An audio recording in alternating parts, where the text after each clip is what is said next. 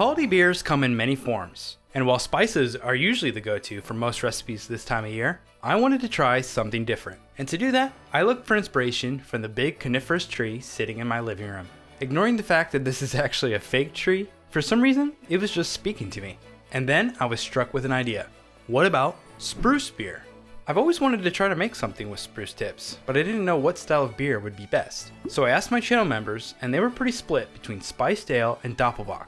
And seeing how I just mentioned that I wanted to try something new, I cast my tie-breaking vote to make this spruce tip Doppelbock. Something malty but refreshing, and would hopefully still allow the spruce flavor to shine through. But before I get too ahead of myself, let's break down the two main components for this winter lager, the spruce and the Doppelbock. So what even is spruce? Well, it's an evergreen tree that has needles, and it's a very common species of Christmas tree. And before you get grossed out on the idea of a tree-flavored beer, there's actually a long history of pine trees in beer. In Scandinavia, they've been using pine trees to filter and add bitterness to beers and other beverages for centuries, if not longer. And in North America, it's believed that Native Americans frequently made spruce beverages and eventually showed colonists and explorers how to make spruce beverages to cure scurvy due to its high levels of vitamin C. Heck, even Ben Franklin wrote a recipe for a spruce ale. And if you saw my George Washington beer episode, then you know I'm gonna have to make Franklin's recipe someday. These days, when we talk about spruce in beer, we're mainly referring to spruce tips, as they carry the most flavor beyond just bitterness. And it actually makes for a great hop substitute. Spruce tips are said to have bright citrus and herbal flavors with a touch of pininess, but it really depends on source and freshness. Speaking of source, this is totally something you can go out and forage for yourself. But just know that some species of pine trees are poisonous, so please use caution, and if you're unsure, it's best not to risk it for the spruce biscuit. Also, harvest time for spruce tips is usually in the spring, as the new buds form on the tree, making it tough to use in a winter beer unless you brew early. Luckily, there are some websites that do harvesting and storage for you. That way you can use them whenever. Spruce on Tap is one example. Not a sponsor, but they do sell them online all throughout the year, along with some other cool herbs and plants. And since I didn't plan this out, I'll be using them to provide 1 pound of spruce tips in this beer. On the beer side, I'm making a Doppelbock. Doppel in German means double, and Bock is a malty dark lager. In my eyes, this is truly an underrated style. If you're a lover of lagers, you gotta go out and find one of these. Doppelbocks specifically tend to be a bit sweeter and can have some toffee notes, but hoppiness is not necessarily a big characteristic. So my thought is maybe I can bring a North American twist to this classic beer style using some spruce. Alright, let's go ahead and brew it up. Quick shout out to Climber Supply, who is a proud partner of the channel. I'll be using their 120 volt system, which I absolutely love. It makes brew days super easy, and if you're interested in picking one up for a holiday present for yourself, there's a link below. Here's the recipe I'll be making, but I'll leave the full recipe with details in the description. 68% Munich malt, since this style originates from Munich, and it should give us a lot of malt character. 31% Pilsner, and 1% Carafa III, which is a de-bittered dark malt that gives us color without any of that harsh roastiness.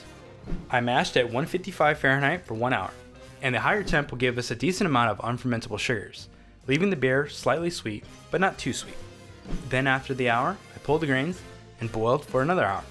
Since I wasn't exactly sure what kind of bitterness the spruce would give me, and the spruce didn't come with alpha acids listed, I opted for adding some hops at the start of the boil, just to give a base bitterness level. I used 0.75 ounces of Centennial. I picked Centennial for its piney citrus flavors, and I thought it would pair nicely with the spruce. Plus, it's a bit higher alpha acid, so it meant I didn't need to use much. But you could totally go with the classic German noble hop if you want, for a more traditional take. But hey, we're using spruce tips, so I figured that was long gone. Then finally, at the end of the boil, I turned off the heat and added the full pound of spruce tips for 15 minutes, kind of like a pseudo Whirlpool edition. And I decided to add them into a hop spider since they were kind of falling apart, and I didn't want it to clog up my pumps. But you could totally add these straight into the kettle, and you might actually get more flavor extraction. I then chilled it down and pitched a couple packs of Diamond Lager, but your favorite lager strength would work great here. Original gravity started at 1.072, and after a little over a week, it dropped down to 1.018, meaning this beer comes in at about 7%. I kegged it up, and like a kid on Christmas, I couldn't wait, so I got to drinking as soon as possible. Christmas tree, check. Santa bod, check. And holiday beers, check. But before we jump into that, since it is the end of the year, I do want to take a moment to say thank you. Thank you for watching, for commenting. I read every single comment, and for the channel members for joining. It's been an awesome year, filled with a lot of highlights. Going to HomebrewCon for one was amazing, meeting up with Department Brewer Steve, all the collabs that I did this year.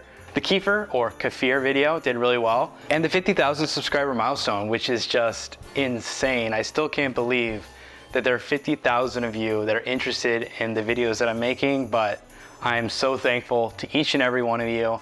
And I have a lot of cool things planned for 2024, and I'm excited to get started on them. But why don't we finish things off strong with this beer? And this is freshly kegged. I just kegged this up like yesterday. So it hasn't fully had time to clear up or get fully carbonated, but I could not wait. The color is actually quite beautiful. It's got like this slight reddish color to it.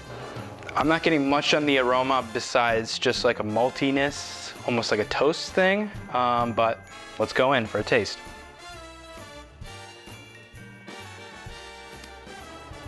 Damn, that is good.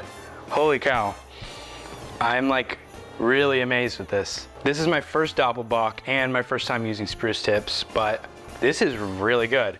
So the immediate flavor I'm getting is maltiness. It's that toasty thing that's coming through, just very bread forward. I think that the Munich is doing a lot of the heavy lifting as far as the flavor is going. When it comes to the hoppiness or the spruciness in this, I think the citrus, the brightness, kind of like pop of citrus comes first. And then the next thing I noticed is how sweet this is. I think the higher finishing gravity really made this taste more sweet, but that sweetness is kind of pairing up with the spruce almost pininess that comes at the end. But I think the fact that this is a lager, the flavor kind of washes away and you're left like wanting more. So there's a lot going on up front, but it is very drinkable for, you know, what did I say this was? Like 7%? I'm super happy with this. And I'm really excited to see in the coming weeks how this like changes, how it kind of mellows out with lagering time and kind of clears up, see if it changes any, but this is really good. And yes, I know this isn't like the proper glassware for a Bock. It's more like a Kolsch glass, but I just like this glass. You know, sometimes it's just about what makes you happy, and this glass makes me happy. If you've never brewed with spruce, you absolutely have to give it a try. An excellent way to end the year. But yeah, I just want to say thank you again so much for watching and commenting. I hope that you and your family have a wonderful New Year's and rest of the holiday season. And cheers to you and to 2024.